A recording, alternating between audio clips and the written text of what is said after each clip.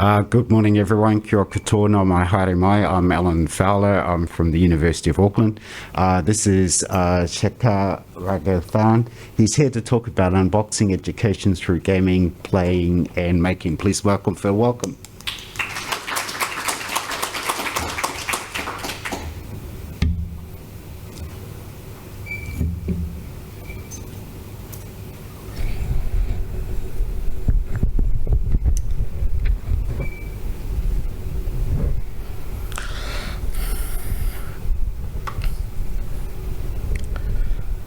Kia ora.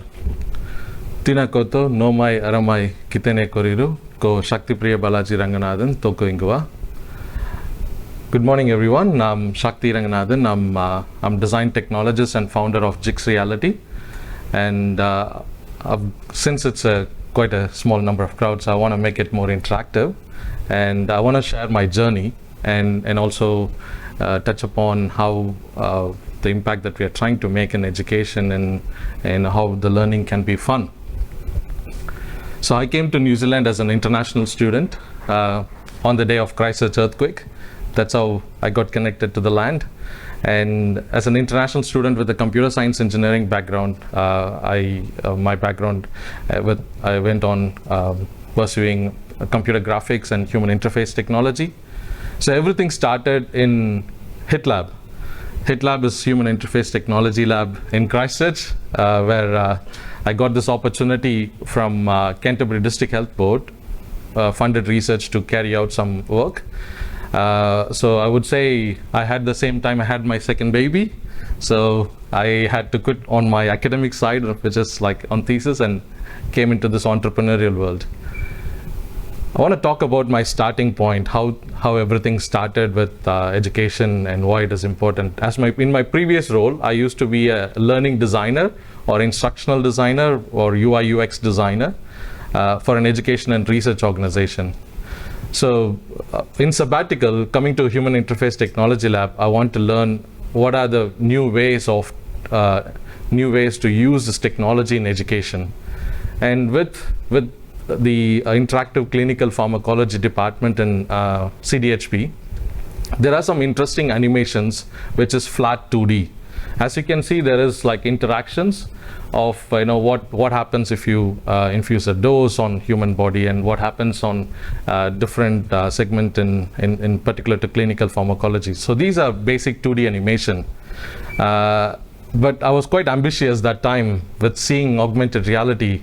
I decided to take the same 2D animation into converting that into 3D using WebGL. And from the WebGL, I want to take one step further to actually superimpose a human body in real life. I was quite ambitious at that time because AR, augmented reality, was not in a mainstream environment. Like, we don't have a plugin, the Unity, and all this AR Core, AR Kit was very limited. So what I did is I used the first generation of iPad using cameras, just superimposed a human body without the SLAM tracking. There's no tracking involved. So superimposed a human body and did the same interaction to the human body. So that's how I started. But just looking back now, so what are the possibilities that we can do with unpacking education using the current the breakthrough? As you can see, the body tracking and calculation has been improved, and we have ready plugin to play, and with the developer kit we can actually create something really cool like tracking the human posture and augmenting some real interactivity on top of it. So these are some examples what can be done today, but unfortunately at that time in 2013 I had limitation with development. But I didn't stop there, so I worked with another developer, Rodrigo's. So he was working on a project of training dental students. So he created interactive modules and created a haptic sensation where they can learn to practice dental surgery and and using the limitation of technology what we had that time. So I'm talking about the left hand side now, which which shows like the 3D simulation of the model first, and then seeing that in real world and using marker. And we also created a circular marker where they can use it as a syringe, and the camera tracking was stable enough to simulate that experience. And we took the same content and created a virtual version of it. But now you can see what we could do with dental simulation is like you can just take a photo. The computer vision has become quite powerful enough to simulate and augment certain interactions within the environment. Again, so one thing led to another. It's a continuous interactions and continuous work that carried out. So on the right hand side, as you see the same model, we used a head-mounted display called HoloBoard, which is like an alternative to HoloLens, which is just a cheaper version of HoloLens. And we created the first interaction design for the HoloBoard. So the HoloBoard was given to us as a trial piece. So there's no developer kit or anything available at the time. So we privileged to say that we created a user interaction like GUI for seeing and visualizing things in HoloBoard, which just use a smartphone and slide it on top, and with the reflection you can see it.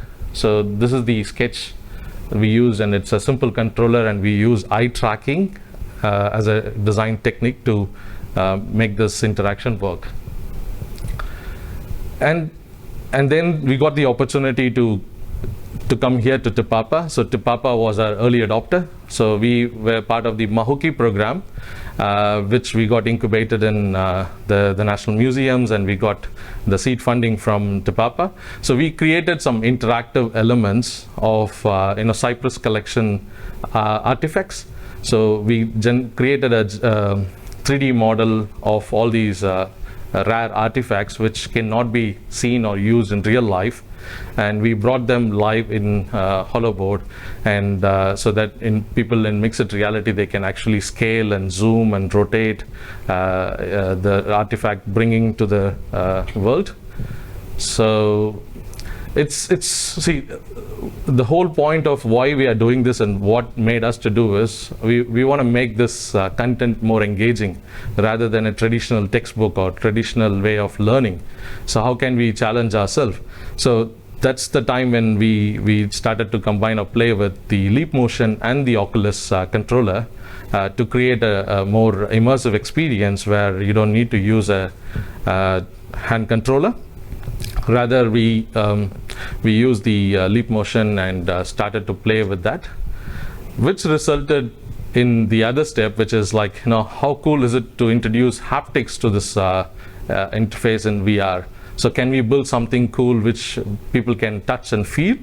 So that led to another work which we created without wearing the head. So the challenge is, yes, a head-mounted display and haptics are cool, but it's not accessible. People don't necessarily enjoy that experience. So can we create something which is more tangible, which you can go in and actually without a headset, can you touch and feel an artifact? Can you see things in real world with the illusion? So we created a chamber where you can go and just use your hands, and you see a virtual hand, and also you see you will actually feel the sensation of touch when you're touching. We combine that with eye tracking.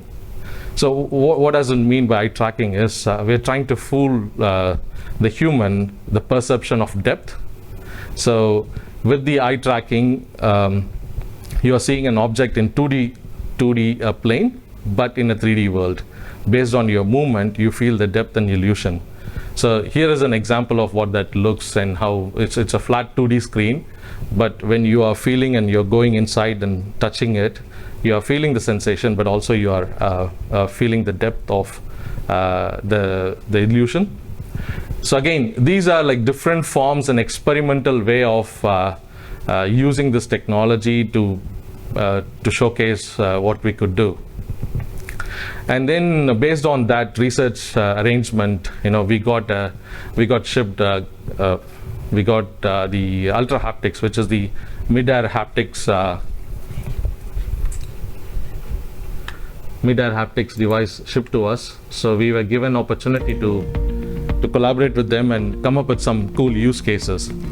So we built this This small game game to interact with animals using in their which you are actually petting the animal. tracking. So when you are petting, you are actually feeling the sensation of the animal with hardware different used sound. is Ultraleap. So we use the Ultraleap consists of a hand tracking sensor and and a tactile the sensor. combination of the The haptics tactile and the hand sensor tracking has sensor. 256 transducers So when in each. you actually, it's a game. It's basically a game where kids could be used with simulate the perception of petting different an We have customized the situation, touch sensation. and it's just giving you a Petting chance to gesture is have the recognized. feedback. Touch sensation will be And activated to mimic the so, feeling of but touching this, an animal in so when we real did this experiment, there's As a a huge result, the gap between interest real from and the virtual medical is filled, field, from and the learning people with experience different disabilities, and can we run experiments on this? That's how it went on the way.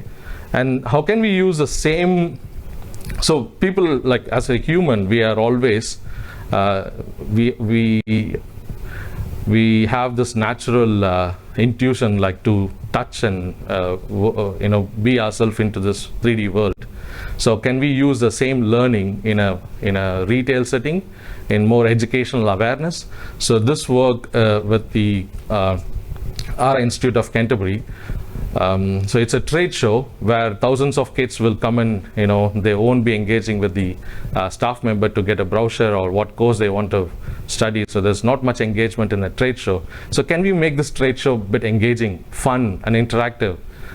So we came up with a quick sprint of recreating a mass, virtual mass in the trade show. So when the kid walks in, he or she can actually be into this world and actually take a photo and interact with some of the elements which is there. So that gave the opportunity for the kids to create their own story. So every time there is a sequence of simulation happened, this girl is actually trying to pretend as if there's a dust flying from the booster, and like just with the pose for the photo, it just made kids go crazy. There's like a kiwi bird, a lander, rover. So all these objects, people started to play and make their own story out of this, and it went viral. So the learning from this particular application is the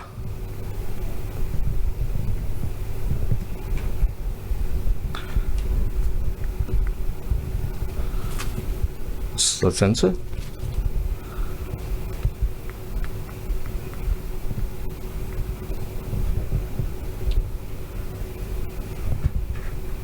Speaking.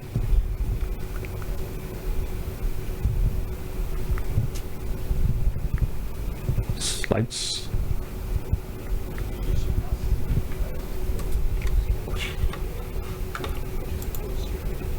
Okay, I'll just do it manually.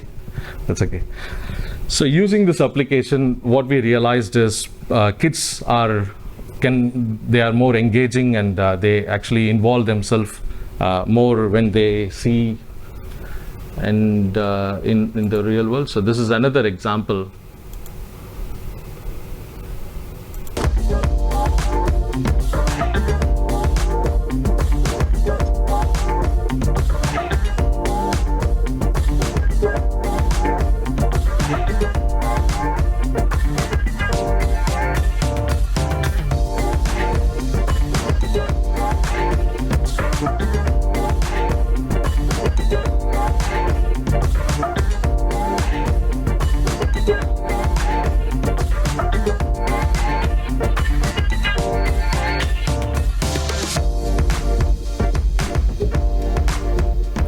So what we did with this particular example is we wanted to teach kids different ways of actually to dispose the right garbage in the right bin.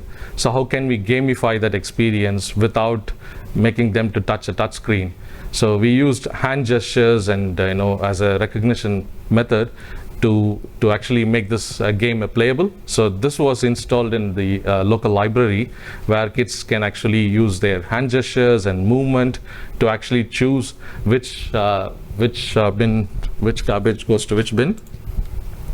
And that led to another pet project that we are working on, is building an app so that kids, not just kids, everyone can actually understand, the right way to segregate the garbage, and it can be gamified.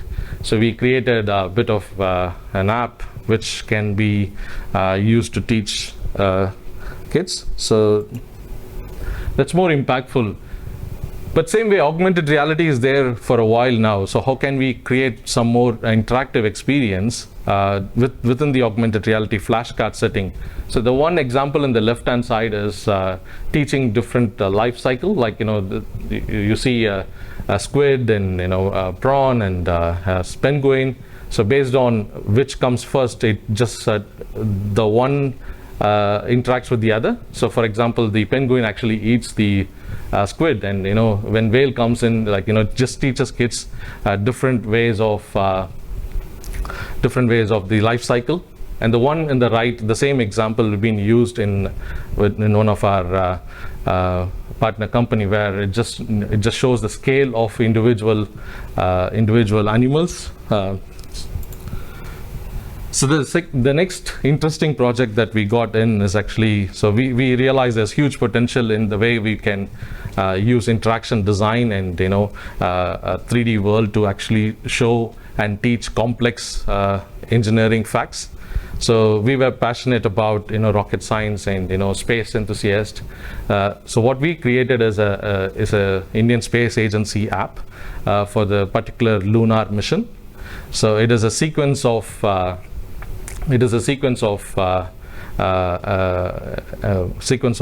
different interaction design, which teaches kids to each stage of launching a rocket, right from, so there'll be a first sequence, bringing the rocket launch sequence right in the room, and then they actually play and learn. So it's not just like they are seeing a 3D animation, rather we are using different like multimedia, like video, augmented reality, and interactive 3D, and and portal, like combining different ways of using AR, and we built this app.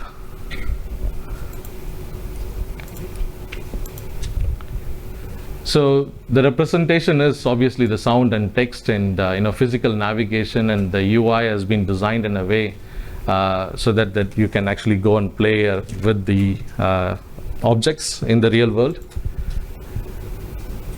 And we also embedded some of the 360 visualization and different videos and 2D cues, and so that actually each and individual stages of where the rocket and the satellite is revolving around the Earth, and in what trajectory it actually escapes the Earth velocity. So it's quite complex, but when you're learning on the go in using a phone, like my 5-year-old son, he's teaching me, like, Daddy, the rocket doesn't go just like this and goes. It has a different stages where it has to lose the different engines, and it has to go through different stages. So it just gives that learning a fun aspect, and also teaches quite a complex engineering fact. So these are some examples, and we also made it more interactive, so that each and every touch point in the model that you see is interactive. So you can actually learn on your flow rather than on a linear interaction design. So the navigation is more persistent, and you have more interaction in which you can learn on the go. It's not like from one particular point of view, which led to the opportunity. So we are privileged to say that we've partnered with one of the leading game studios, Maui Studios in Christchurch. We have created what is called as Netflix of EV stories. So it's our term of saying it, explaining it. So what that means is there's ancestral stories, like there's like quite rich heritage stories need to be communicated in a way with authenticity. So how can we use and build a platform? How can we build a platform in which these are explained, and it shouldn't take long time to load, and it shouldn't be quite heavy, and these kids who are using the device don't have this powerful machine, so can we break it down and optimize the model? And this is quite an interesting work for our team. Sek, who is here, who headed this project, and it's quite a good outcome. We're so happy with how the project has come. So again, we've introduced different techniques of sound, visual, accessibility, 3D, augmented reality, and text and imaging. So it's a combination of different media. It's not just one. A quick example of how we actually map this game flow. It's not a game design, level design, but here is an example of how we map out the learning with different video and audio content and also the experience. So it's an example of the breakdown. So early in the learning in education, there's quite an important aspect. I personally invested in this project because there's quite a demand in the machine and training simulation. So I just went for a half-a-day session. I was given a training material and some presentation, and I got one time to try the scissor lift, and I got a license. So that's how the model is. You can actually you can go and get yourself a license, and you are putting yourself at risk. How can we create better experience to actually make people safer? So the down example is not ours. I've just taken a reference from another CDS lab. They have been doing quite a physical simulation, but what we try to create is the same version in augmented reality. So can someone give them the whole experience of bringing the machine, making it go up and down, and they could actually feel it and do a safety check before they operate the machine. So these modules made it quite interesting. And just got some fact slide here. So 76% more learning effectiveness when using virtual reality methods. 70% of workplace training is experiential, so this is the pure application. There's some really good companies in Aotearoa are doing this work, so we're happy to see that.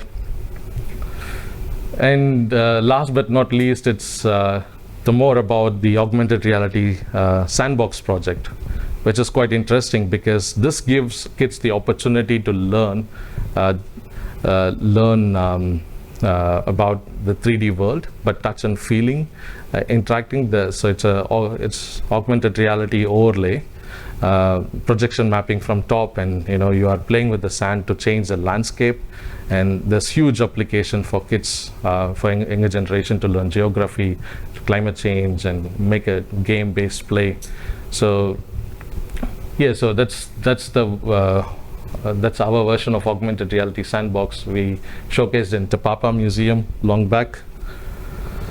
Yeah, so these are like different examples. Again, coming back from my starting point, how this started is just a curious thought of, how can we use these emerging technology, which is cool, which is fun, but we still go back and do the same traditional textbook learning, or go back to, watch the slideshows and presentation. It doesn't matter, what university you're going, you're still going through the traditional way of learning. I've got, like as JIX, JIX means joyful immersive experience.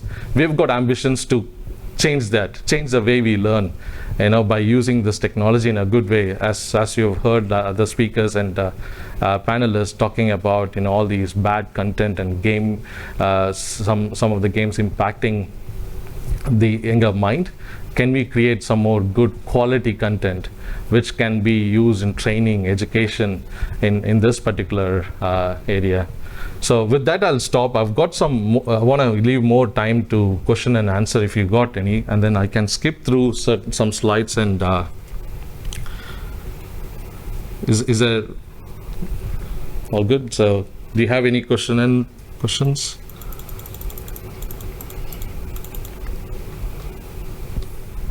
Yes.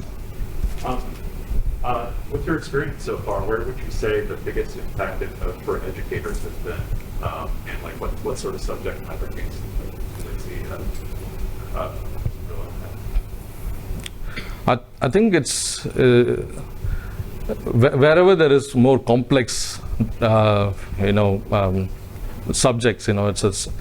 there's no point in explaining simple maths or education using this technology. We need to find the real balance between how this technology could be used in the right subject or the material.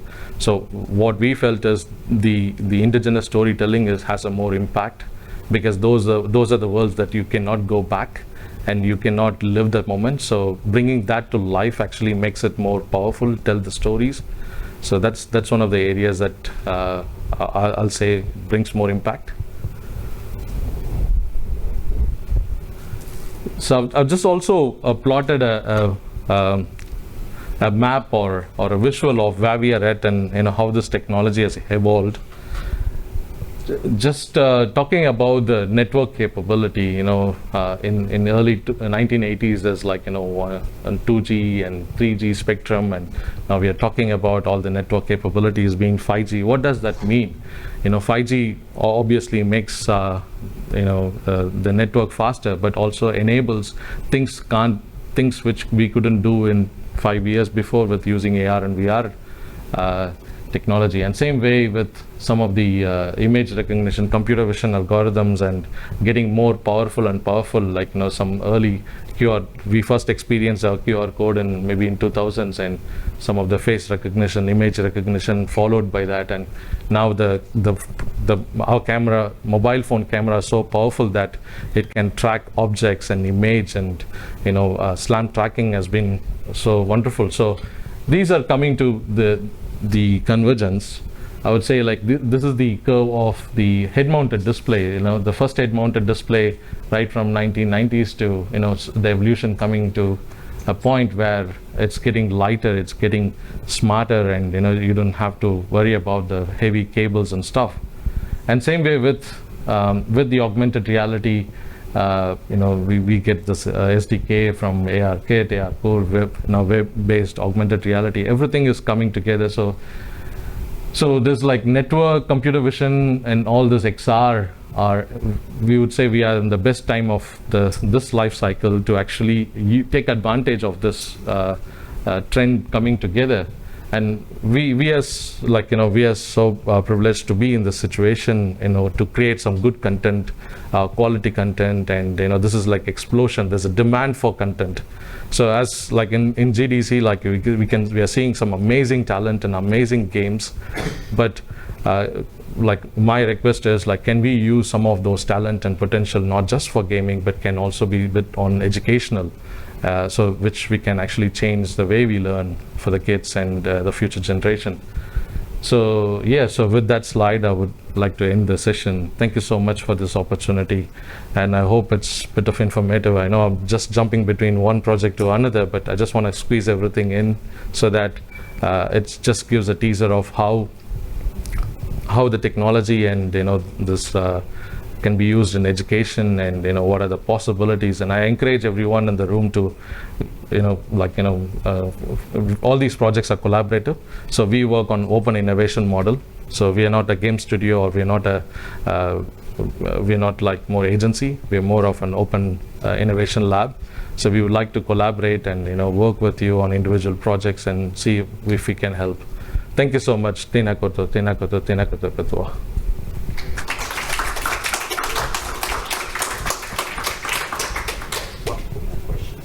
Yeah. There's more question time. I was going to ask, what do you think is the most exciting project that you could work on next? I think we are continuing our the space rocketry app. So we are ambitious to go into the NASA space app context. So we are doing some work on recreating some of the simulations in space, and breaking down those complex detail of the different missions into accessible mobile phone app. So you don't need a headset, but you are also immersed and you are learning different modules and content. So that's some exciting project that we've been doing recently.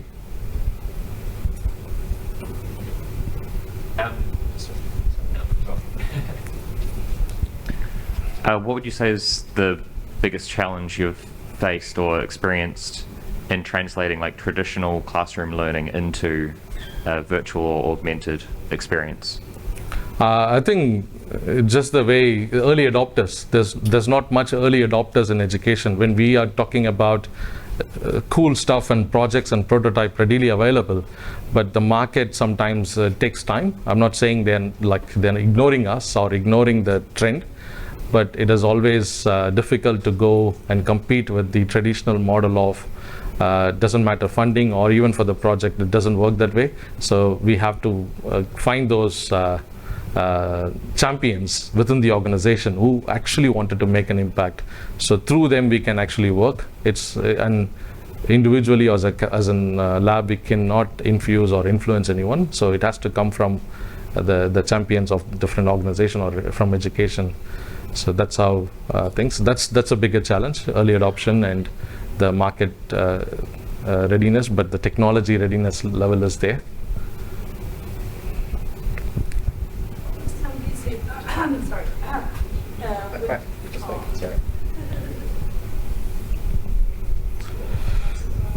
Thank you. Hey. So when you're creating these experiences, basically you're creating something that hasn't been done before. What happens, like what I notice sometimes, it's hard to convince people to try something new.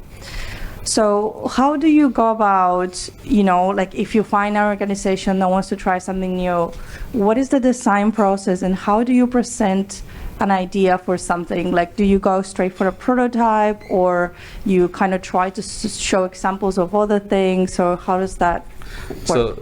So this is a really good question. So most of the time whenever we showcase or when we talk about it, either our idea is too big or we are too small as a team. That's the feedback that we get. Oh yeah, you're good, but you know what? There's a risk in working with you guys. Why? Because you're too small. We can't rely on it. What happens if you're not existing tomorrow? This is a serious project that we want to be involved, and you are a risk to work with because you're a small team. But same way, the ideas that we are presenting is actually disruptive to some of their way of working. So they don't necessarily agree or okay with that terms. So what we do is we actually try to subsidize the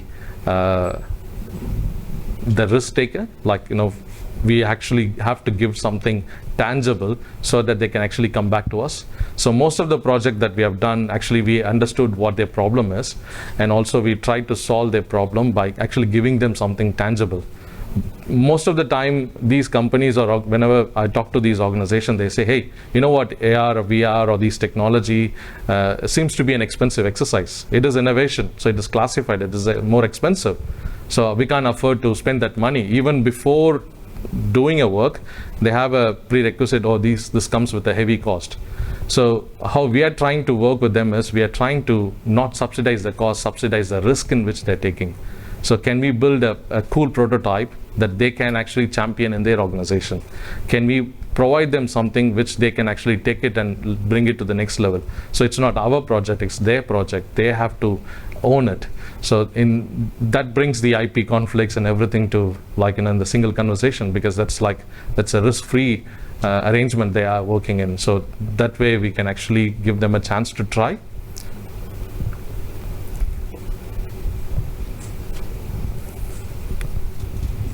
Kia ora, ko Rio toko ingoa. Great presentation.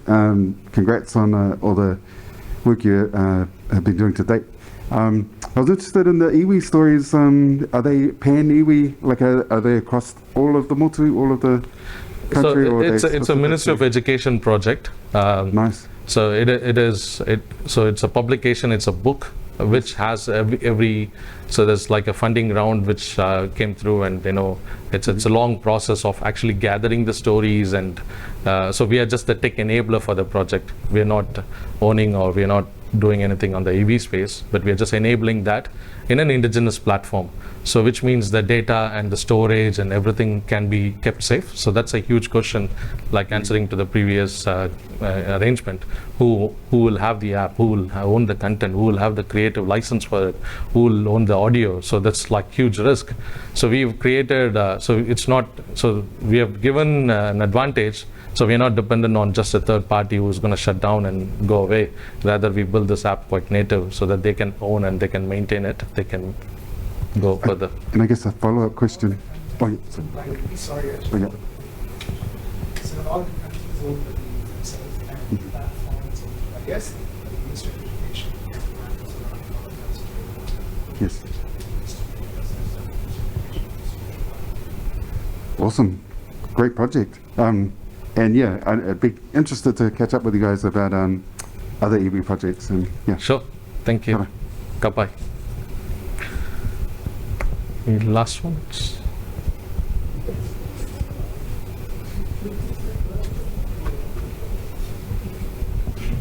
All good? Thank you. So thank you for your talk. Please thank our presenter. Yes, thank you.